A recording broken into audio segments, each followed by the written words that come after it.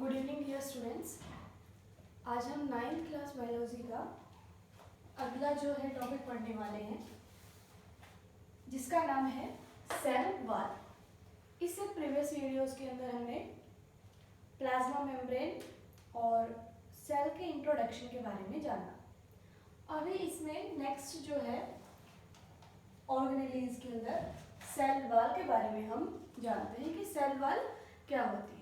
देखिए स्टूडेंट्स, यहाँ पे एक डायग्राम मैंने बनाया है यहाँ पे। सो ये जो सबसे आउटर मोस्ट कवरिंग है, इसका ही नाम क्या दिया गया है?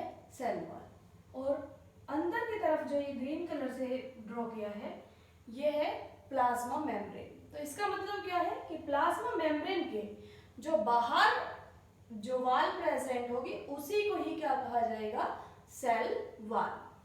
ये स्पेसिफिकली किन किन के अंदर होती है? प्लांट्स के अंदर होती है, बैक्टीरियाज के अंदर होती है, फंगस के अंदर होती है। एनिमल्स के अंदर सेल वॉल एब्सेंट रहती है। एनिमल्स में सिर्फ प्लाज्मा मेम्ब्रेन ही प्रेजेंट होती है, सेल वॉल प्रेजेंट नहीं होती। सो सेल वॉल को डिफाइन करते हैं कि सेल वॉल जो है वो मेनली क्या होती है। So plant cell have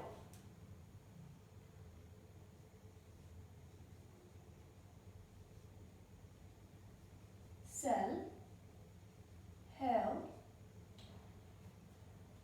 plasma membrane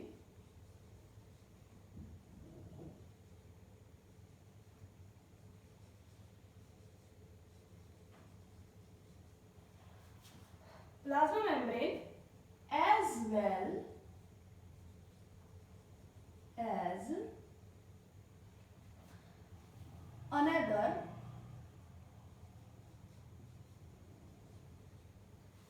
plant cell के अंदर प्लाज्मा मेम्ब्रेन तो है ही, इसके अलावा दूसरी भी एक लेयर होती है, जो कैसी होती है? देखिए,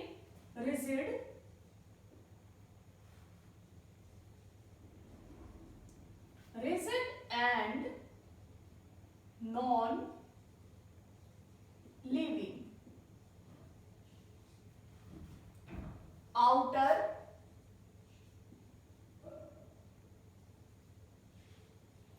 covering known as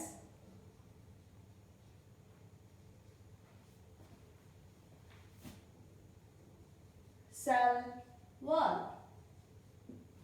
सो क्या डेफिनेशन है सेल वॉल की? प्लांट सेल के पास प्लाज्मा मेम्ब्रेन के अलावा भी एक रिजिड और नॉन लिविंग, स्पेसिफिकली यहाँ पे दो वर्ड्स दिए गए हैं, rigid and non living. Rigid का मतलब क्या होती है? वो बहुत ही हार्ड, या हम कह सकते हैं कि बहुत ही सख्त होती है। और नॉन लिविंग का मतलब वो जीवित नहीं है। और आउटर कवरिंग है सेल की, इसका मतलब प्लाज्मा मेम्ब्रेन के भी बाहर एक लेयर है, जिसको ही हम क्या नाम देते हैं? सेल वॉल का नाम देते हैं। अब इसकी कुछ स्पेशलिटी है कि ये किससे बनी होती है, इसकी कंपोजिशन किससे है, उसके बारे में जानते हैं। किससे कंपोज होती है ये? सो प्लांट सेल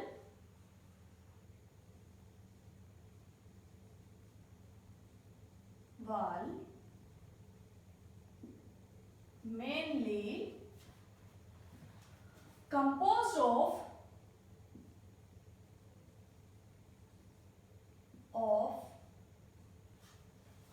cellulose,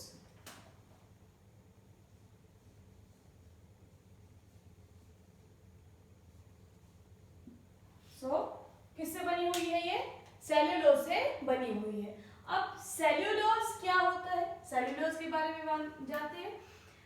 यहाँ पे मैंने स्पेसिफिकली प्लांट सेल के बारे में कहा है, बैक्टीरियल सेल वॉल के बारे में, फंगल सेल वॉल के बारे में मैंने नहीं बताया है कि वो किससे बनी होती है। यहाँ पे प्लांट सेल है।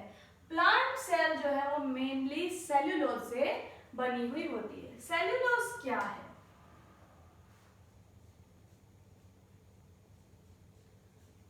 सेल्यूलोज जो है वो एक कॉम्प्लेक्स जो कि ग्लूकोज जो एक मोनोमर है उसके यूनिट से मिलके बना हुआ होता है। अब उसमें जो यूनिट्स हैं उनकी काउंटिंग नहीं है कि उसमें 100 यूनिट्स हैं, 1000 यूनिट्स हैं एंड अबव यूनिट्स हैं। सो कॉम्प्लेक्स सब्सटेंस है जो किससे बना होता है, ग्लूकोज से। ग्लूकोज के यूनिट्स जुड़ जुड़ के क्या बना देते हैं, एक लॉन्ग स्ट्रक्चर बनाते हैं जिसको हम सेल्यूलोज का नाम देते हैं, जो कि सेल वॉल को कंपोज करता है। सो सेल्यूलोज जो है वो क्या है, complex substance.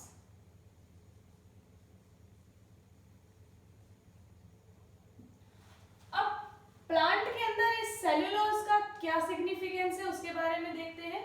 So it provides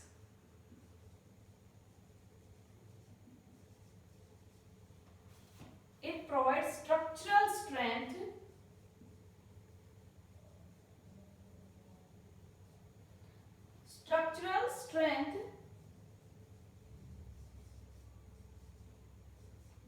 to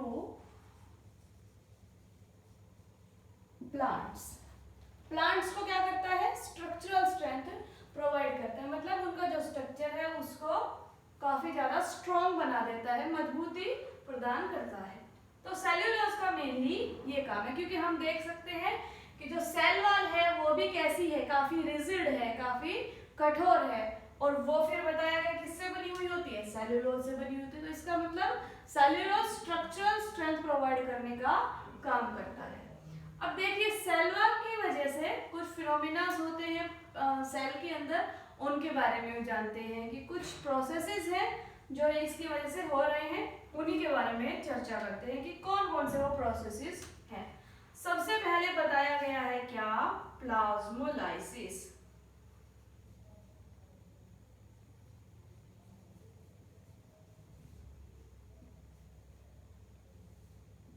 plasmolysis क्या होता है स्टूडेंट्स, इससे प्रीवियस वीडियोस के अंदर हमने इस प्रोसेस के बारे में थोड़ा सा जाना था, अभी डिटेल से इसके बारे में जानते हैं। यहाँ पे देखिए इस डायग्राम को पहले कंसीडर करेंगे, उसके बाद इसको नोट डाउन करेंगे। सो यहाँ पे जो डायग्राम है इसके अंदर क्या है, ये एक मेरे पास ब्लू कलर की लाइनिंग से जो बनाया गया है वो क्या है, बीकर है। अब इस बीकर के अंदर क्या भरा हुआ है, सॉल्यूशन भरा हुआ है, जो कि कैसा सॉल्यूशन है, यहाँ पे हाइपरटोनिक सॉल्यूशन।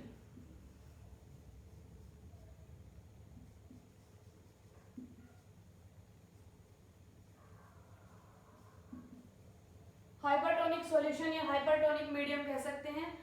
इससे पहले हमने हाइपरटोनिक के बारे में पहले ही चर्चा कर ली है कि जिस सॉल्यूशन के अंदर सॉल्यूट का अमाउंट काफी ज्यादा हो, वाटर या सॉल्वेंट का अमाउंट जो है वो कम हो, जैसे कि शुगर सिरप, या हम चाशनी भी कह सकते हैं। चाशनी के अंदर चीनी का जो अमाउंट है वो बहुत ही ज्यादा है और पानी का अमाउंट जो है उसके अंदर कम है। उसी तरह से हाइपरटोनिक सॉल्यूशन है। इस सॉल्यूशन के अंदर हमने क्या किया है, प्लांट सेल को प्लेस कर दिया है, प्लांट सेल को रख दिया है। अब देखिए इस मीडियम के कंपैरिजन में प्लांट सेल के अंदर वाटर का जो कंटेंट है वो ज्यादा है। सो हम कह सकते हैं कि hypertonic solution having low concentration of water as compared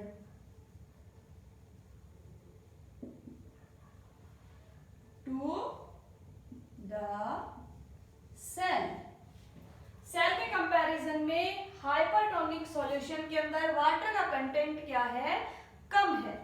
अब इस बात की वजह से जो सेल है उसमें से वाटर क्या करना शुरू कर देगा, प्लाज्मा मेम्ब्रेन के थ्रू बाहर आना शुरू कर देगा। इससे पहले ये जो प्लाज्मा मेम्ब्रेन है इसकी लेबलिंग कर लेते हैं। यहाँ पे ये सेल वॉल है और ये है इसकी प्लाज्मा मेम्ब्रेन।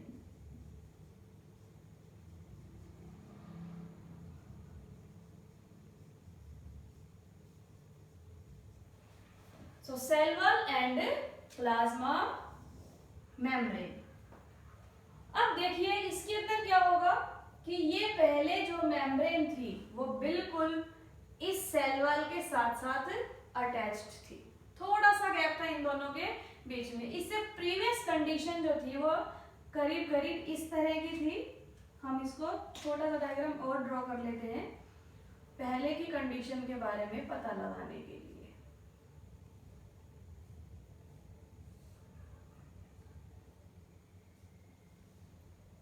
ये है सेल वॉल और इसके अंदर ये है प्लाज्मा मेम्ब्रेन। ये नॉर्मल कंडीशन के अंदर प्लाज्मा मेम्ब्रेन का डायग्राम है और सेल का डायग्राम हम ये कह सकते हैं। So here is plasma membrane. अब हमने इसको रख दिया कैसे सॉल्यूशन के अंदर, जो कि क्या है हाइपरटोनिक सॉल्यूशन है। इस सॉल्यूशन में रखने के बाद ये जो सेल है इसने अपना वाटर का कंटेंट क्या कर दिया है, रिलीज कर दिया है। वाटर जो है इसने बाहर इसमें से आ गया, तो पानी जो है बाहर आ गया है सेल से। अब देखिए इस तरह की कंडीशन थी सेल की, अब इसमें से पानी आ जाएगा तो ये श्रिंक होके कैसी हो जाएगी, छोटे साइज की हो जाएगी। जैसे कि हम किशमिश जो है वो देखते हैं, किशमिश काफी श्रिंक्ड फॉर्म में होती है क्योंकि उसके अंदर से वाटर का कंटेंट जो है वो काफी ज्यादा सूख जाता है, इसलिए वो कैसी होती है, श्रिंक हो जाती है। लेकिन अंगूर जो है वो बिल्कुल फूला हुआ होता है, स्वोलन होता है। सो ये किशमिश की तरह ही है। तो हम यहाँ कह सकते हैं कि water out from cell to hypertonic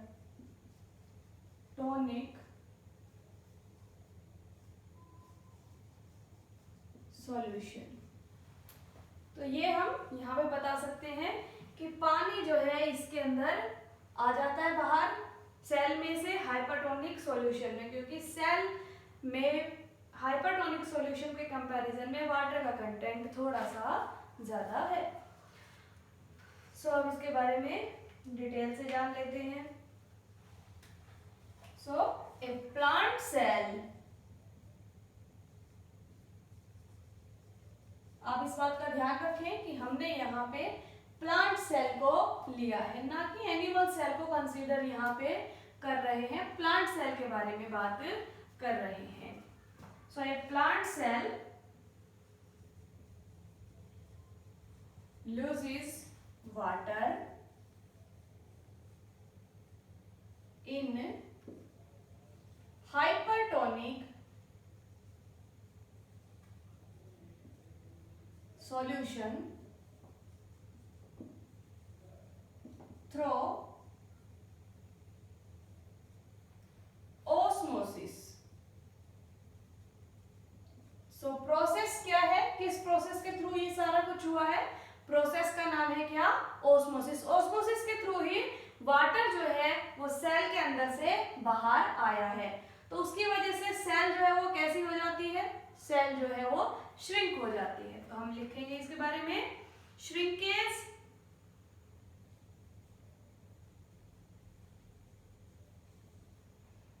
और कॉन्ट्रैक्शन भी कह सकते हैं या श्रिंकेज कह सकते हैं। श्रिंकेज का मतलब सिकुड़ जाना, कॉन्ट्रैक्शन का मतलब भी यही है,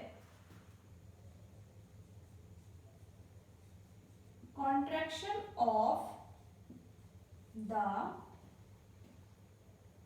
कंटेंट। जो इसका कंटेंट है वो क्या हो गया है, कॉन्ट्रैक्ट हो गया है, हमारी सेल जो है वो कॉन्ट्रैक्ट हो गई है। अगला cell away from the cell wall. Cell जो है वो, ये जो सेल वॉल है इससे दूर चली गई है। यहां देख सकते हैं ये इसके बिल्कुल करीब थी और यहाँ पे क्या है कि काफी ज्यादा गैप मेंटेन हो गया है किसके बीच में, सेल और सेल वॉल के बीच में। और ऐसा किसके अंदर होता है, प्लाज्मोलाइसिस के अंदर ऐसा होता है कि सेल जो है वो आगे हो जाती है सेल वॉल से। अब स्टूडेंट्स एक एक्टिविटी करते हैं हम, जो कि आपकी बुक के अंदर दे रखी है, एक्टिविटी नंबर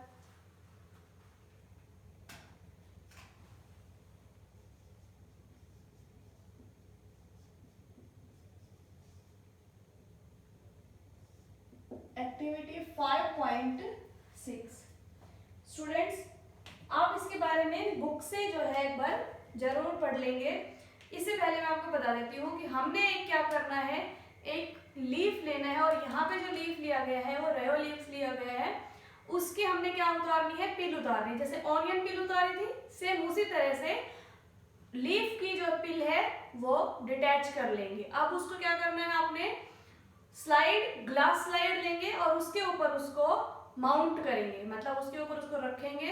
अब इसके बाद यहाँ पे हमने प्लाज्मोलाइसिस के लिए एक्सपेरिमेंट करना है, एक्टिविटी करनी है, तो हम यहाँ पे हाइपरटोनिक सॉल्यूशन जो है वो डाल देंगे उस सेल के ऊपर।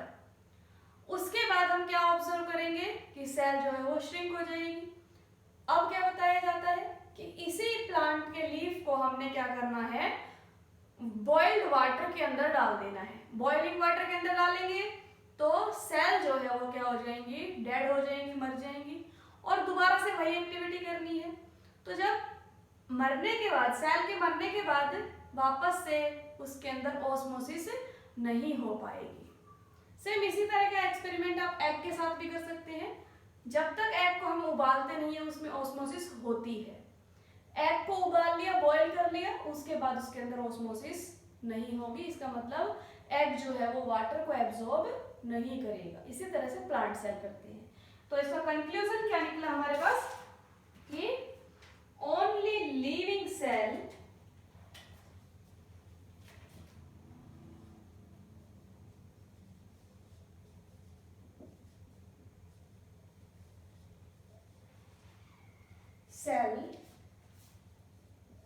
can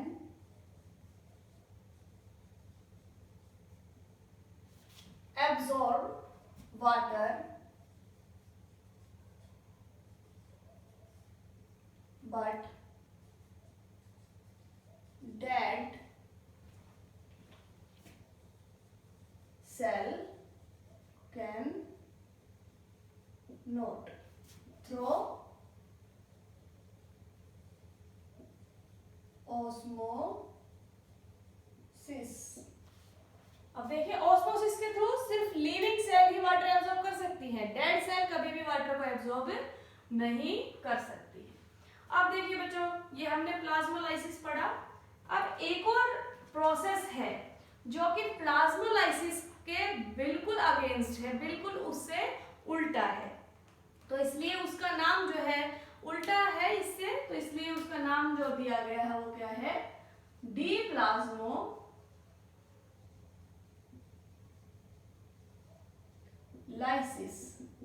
डीप्लाज्मोलाइसिस जो है दूसरा प्रोसेस है जो कि क्या है, बिल्कुल प्लाज्मोलाइसिस के उलट दिया गया है। इस प्रोसेस के बारे में जानते हैं।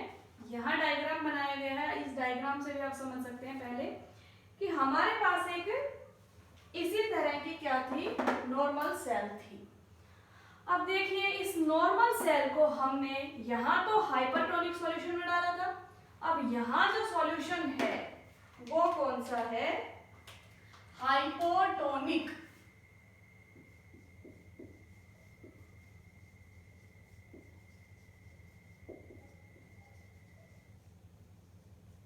Hypotonic solution.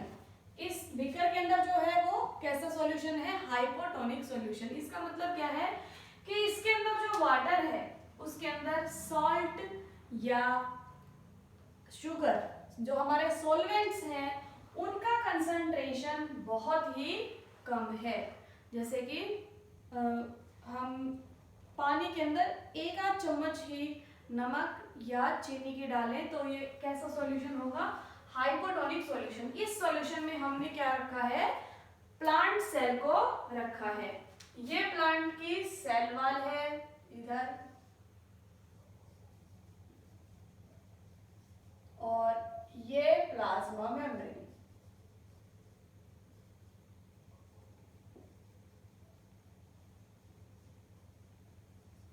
अब देखिए, जैसे ही ये हाइपोटोनिक सॉल्यूशन में रखी जाएगी, जैसे कि हमने जो श्रिंक हुई किशमिश है उसको हमने पानी के अंदर थोड़ी सी चीनी डाल के और उसको रख दिया है, तो कुछ देर के बाद ऑब्जर्व करेंगे कि जो हमारी किशमिश है वो फूल जाती है, स्वेलअप हो जाती है। तो उसी तरह से यहाँ में हमने एक प्लांट सेल ले रखी है जिसको हाइपोटोनिक सॉल्यूशन में डाल दिया है।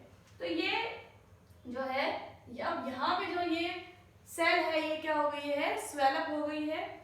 अब इस सेल ने क्या किया है कि ये जो वॉल है इसके बाहर की तरफ, जब ये इसमें फूल जाएगी तो ये क्या करने लगेगी, इस वॉल के ऊपर प्रेशराइज करने लगेगी इस तरह से कि ये इसके ऊपर प्रेशर लगाने लग जाती है।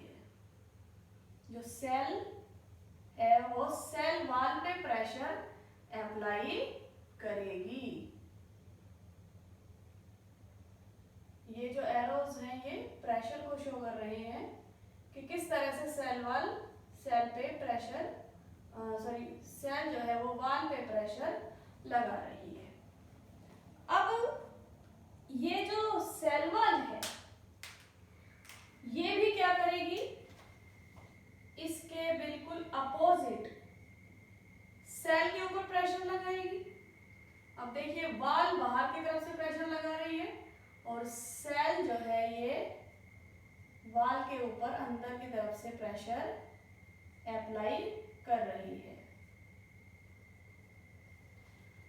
जो एरोज है रेड कलर के वो सेल वॉल के प्रेशर के हैं, ग्रीन कलर के एरोज जो शो कर रहे हैं वो किसका प्रेशर शो कर रहे हैं, सेल मेम्ब्रेन का या हमारी सेल का, क्योंकि सेल जो अभी स्वेलअप हो चुकी है।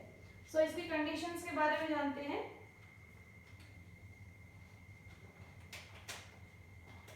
अब देखिए, प्लांट सेल ने वाटर को क्या कर लिया है, गेन कर लिया है। So plant cell gain water. Solution कैसा था, इन हाइपोटोनिक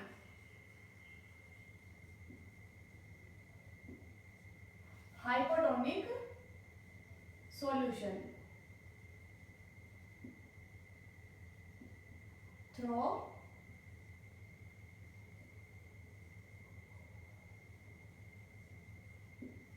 ऑस्मोसिस। ऑस्मोसिस के द्वारा सेल ने वाटर को क्या कर लिया है, गेन कर लिया। इसका मतलब वाटर जो है वो सेल के अंदर चला गया है। देखिए, वाटर जो है बहुत सारा इसमें से सेल के अंदर एंटर हो गया है। ये वाटर जो है एंटर हो रहा है और बहुत ही कम अमाउंट वाटर का सेल के अंदर से बाहर आता है, क्योंकि सॉल्यूशन जो है ऑलरेडी हाइपोटोनिक है, तो उसके अंदर वाटर के आने की जरूरत नहीं होती। बहुत कम कंसंट्रेशन वाटर की इसमें से आती है। अब इसके बाद क्या कहता है, सेल जो है वो स्वेलअप हो जाएगी। Cell swells up. अब ये इसकी स्पेशल कैरेक्टराइजेशन है कि सेल जो है वो मेनली स्वेलअप हो जाती है। क्या कारण क्या है इसका, cell building up the pressure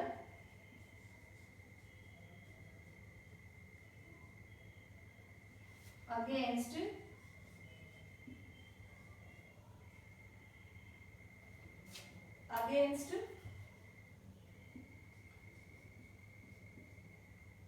the cell wall। अब सेल जो है ये सेल है और ये सेल वॉल के अगेंस्ट प्रेशर डेवलप कर रही है। इसी तरह से जो हमारी सेल वॉल है वो भी ऐसा ही काम कर रही है। सेल वॉल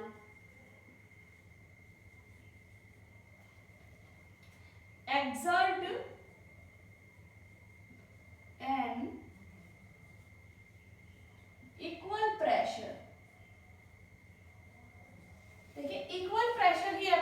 कि जितना सेल ने वाल के ऊपर अप्लाई किया है प्रेशर, उतना ही वाल सेल पे भी अप्लाई करेगी, तो बराबर का प्रेशर लगाएगी अगेंस्ट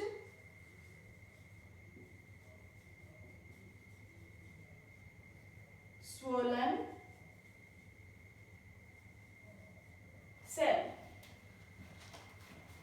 अब इसके लिए हम एक एग्जांपल देख सकते हैं, जैसे कि हमारे पास एक फुटबॉल है और उसके अंदर ब्लैडर है। तो जो ब्लैडर है वो बिल्कुल ही सेल की तरह है, और फुटबॉल के जो बाहर, ब्लैडर के जो बाहर आपको बॉल दिख रही है वो सेल वाल की तरह है। अब हम उसके अंदर हवा भरते जाते हैं ब्लैडर के अंदर, ब्लैडर उस बाहर वाले बॉल के ऊपर फोर्स लगाता है और बाहर वाला बॉल उस ब्लैडर के ऊपर क्या लगाता है, प्रेशर लगाता है, तभी दोनों फटने से बच जाते हैं। मतलब फुटबॉल जो है उसके अंदर हवा होने के बाद भी वो क्या नहीं होती, प्रेशर की वजह से फटती नहीं है। उसी तरह से सेल भी है, सेल के अंदर भी सेल वॉल बाहर से इसको प्रेशर अप्लाई करेगी और प्लाज्मा मेम्ब्रेन अंदर की तरफ से उसको प्रेशर अप्लाई करेगी, इसलिए वो जो सेल है बहुत ज्यादा वाटर को एब्जॉर्ब करने के बाद भी स्वेल अप होती है, लेकिन ब्रस्ट नहीं होती, वो फटती नहीं है। इसका कारण यही है। सो maintain by which cell maintain the shape without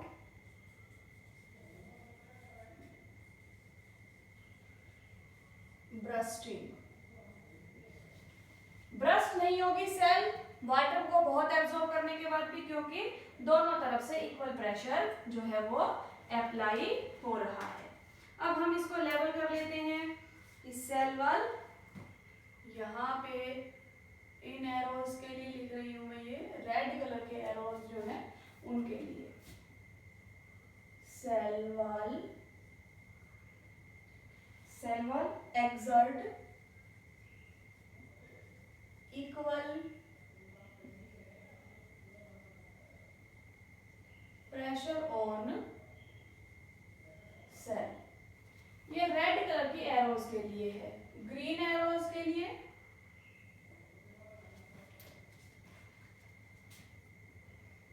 cell exert pressure against